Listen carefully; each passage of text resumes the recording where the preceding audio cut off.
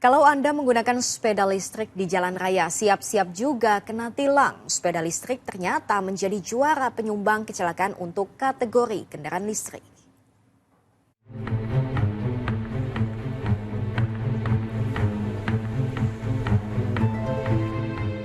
Sadar atau tidak, belakangan kerap dijumpai pengendara sepeda listrik yang seliweran di jalan raya layaknya naik kendaraan bermotor.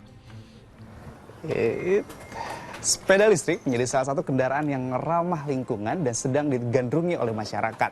Tapi tahukah Anda, ternyata sepeda listrik menjadi salah satu kendaraan penyumbang kecelakaan terbanyak dalam kendaraan listrik.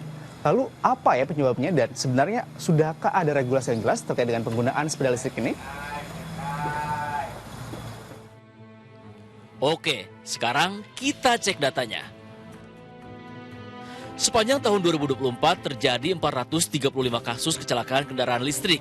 333 diantaranya melibatkan sepeda listrik. 102 lainnya melibatkan mobil maupun motor listrik. Kalau tetap ngeyel naik sepeda listrik di jalan raya, ujung-ujungnya ya jadi seperti ini, kena tilang. Fenomena pengguna sepeda listrik ini tentunya pemakainya kebanyakan adalah para anak-anak yang masih berada di bawah umur.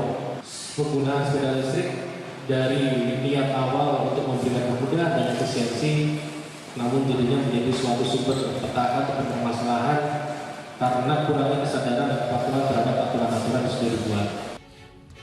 Kita coba intip Peraturan Menteri Perhubungan Nomor 45 Tahun 2020. Pengguna sepeda listrik minimal 12 tahun dengan pendampingan orang tua.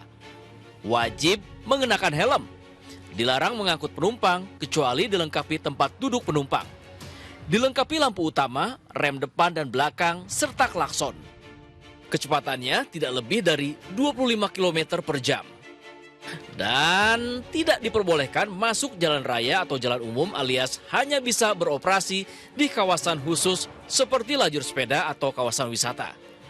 Sayangnya, Permen Hub yang sudah ada dinilai masih belum jelas mengatur soal pengawasan sepeda listrik. Ya, regulasinya sudah jelas.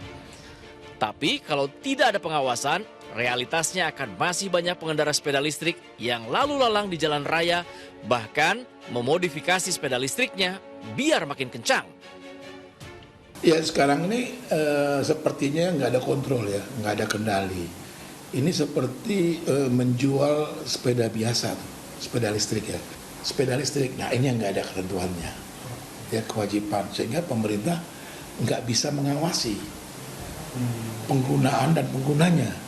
Bebas saja, jadi mulai yang paling tua sampai yang paling kecil itu bebas menggunakan. Padahal bahayanya banyak banget gitu.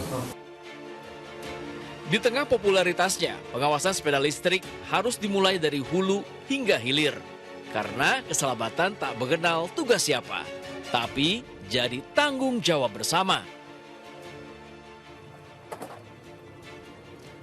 Walaupun hanya sepeda listrik, tetapi kalau sudah masuk ke jalan raya tetap harus mengutamakan keselamatan.